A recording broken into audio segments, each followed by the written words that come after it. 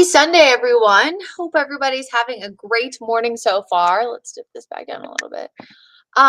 Today, a beautiful day across the Charlotte area expected. We are definitely going to see clouds mixing in with the sunshine as well, but more sun than yesterday. You can see live views here from Monroe, Dallas, Kannapolis. It looks amazing as we're kicking off our Sunday morning. Now, temperatures earlier were in the upper 40s and lower 50s across most of the area. Now that we're approaching that 10 o'clock time frame, most spots into the 60s. So you can kind of see those current temperatures as you're heading out right now.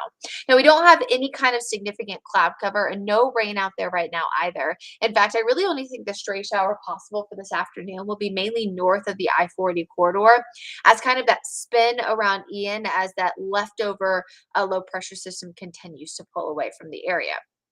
So we're really not expecting rain at all today. Again, a stray shower mainly north of I-40. So if you do have plans to head to Panthers against the Cardinals, first things first, hoping for a Panthers win, keep pounding there.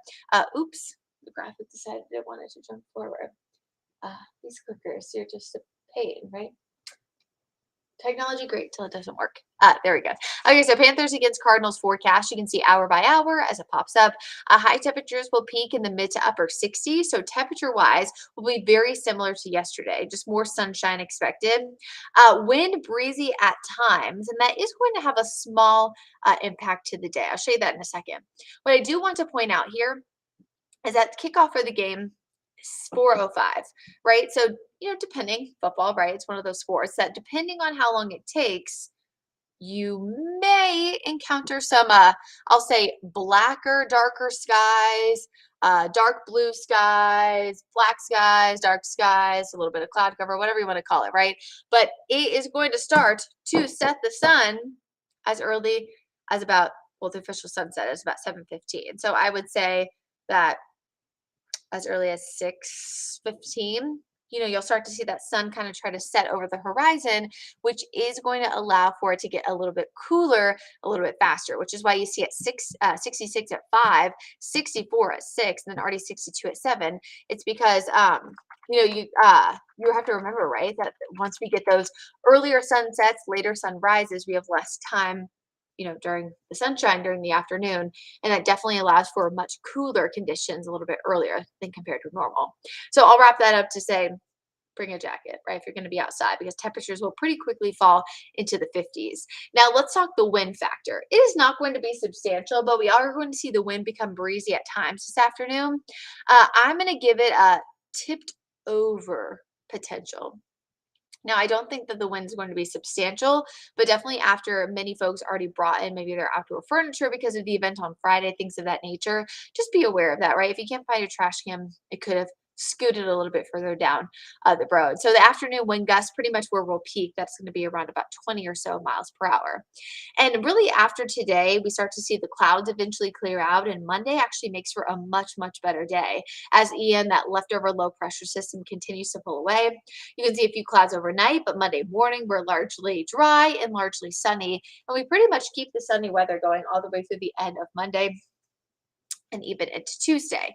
And after that, high pressure builds back in. So we're going to see really significant temperature swings this week. High pressure will build in. It'll keep us calm and clear, but that sinking motion of air is also going to allow for us to be rain-free. And with the dry air in place, we'll have cool mornings and warm afternoons. It takes less energy to warm up dry air than it does muggy air. So another thing, of course, right, with that sinking motion of air, we have no rain in the forecast over the next 6 to really 10 days or so, or at least below average rainfall. And honestly, based on how dry we were, I would be significantly concerned about our fire danger this upcoming week if we had not had that rain event with the leftover remnants of Ian on Friday.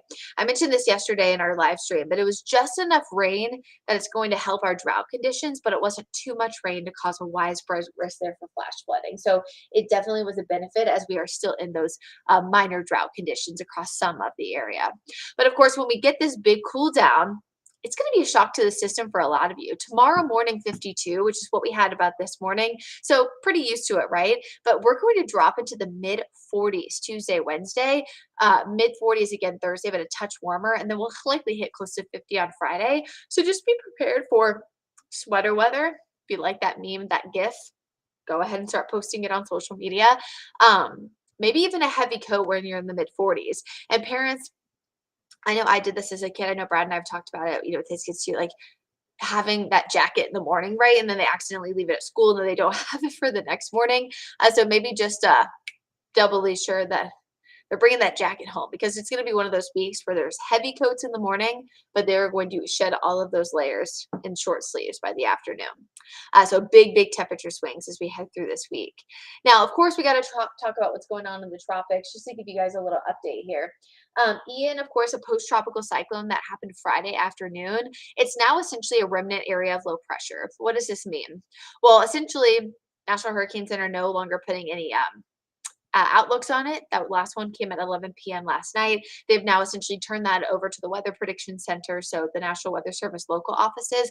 So impacts to the New England states in the Northeast, they're going to have to get that from their local National Weather Service offices. You can see at last check the winds were below tropical depression threshold, so pretty low there in terms of the wind field as of the latest info.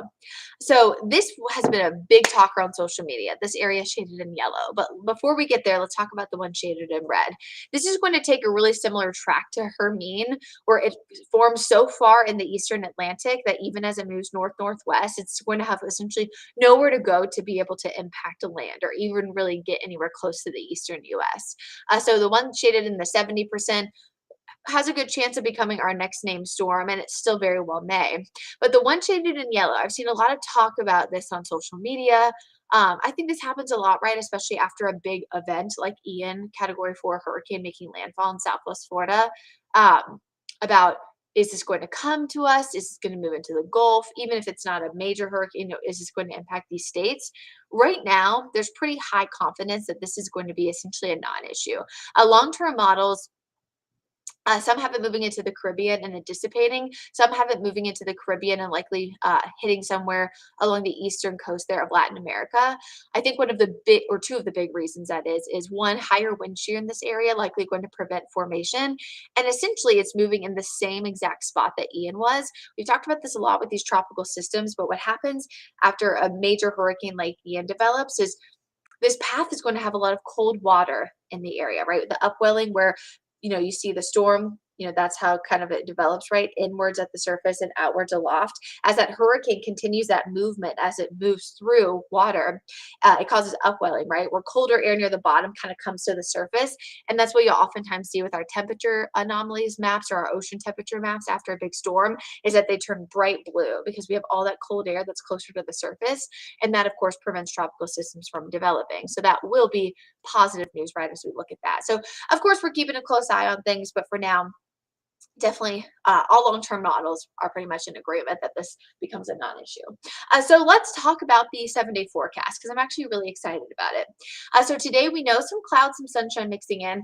I'm looking live at downtown Monroe, our Monroe cam. It's mostly sunny there. Our Dallas Tower cam, which is honestly mostly sunny probably 30 minutes ago, is now partly cloudy. And then Kannapolis is completely clouded over. So it really just depends on where you are today. But I'm going partly cloudy as kind of a general consensus. Tomorrow morning we'll be in the 50s. Highs only reach the upper 60s as we're still pretty cool there with that northwest wind. But it's, I think, really Tuesday morning, you'll really notice the change. We'll be in the mid 40s in the morning, near 70 in the afternoon. Rinse, repeat, even a bit warmer on Wednesday. Wednesday's weather for the Charlotte FC last home match, at least of the regular season, could honestly be perfect. 40s in the morning, I know that is cold, but drier in place, quick warm up into the mid 70s, upper 70s by Thursday, near 80 on Friday. And then as we look ahead to next weekend, likely our next cold front coming in Friday, drying us out and cooling us off again. So just that typical fall front where we see that reinforcing shot of cooler air. Right now it looks pretty dry, so no rain is expected. But for the most part, it's going to be a pretty nice and fall-like week of weather ahead. So hopefully a lot of you are able to get out and enjoy it. We did do an interview this morning in the show, and I'm sure it'll be posted on our WCNC Charlotte Facebook page, mobile app, website, all that good stuff. But talking with a tree expert, of how the leaves changing, maybe sometimes a little bit earlier, can impact your trees, your plants. And I think with fall essentially begun, but it really started to feel like it now, it's an important topic to talk about, especially if you are a botanist. You love Arbor Day, anything of that nature. So everyone have a safe and happy and healthy Sunday. Again, rain not going to be an issue today, but wind definitely going to be breezy at times. So stay safe, stay dry. I'm wearing my blue today because the Florida Gators are actually playing today versus yesterday. Their game got rescheduled because of Ian, as it was originally forecast, to make landfall a little bit later and then kind of backtracked.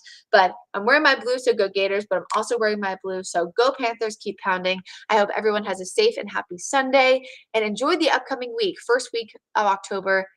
Make it a good one. Have a great day.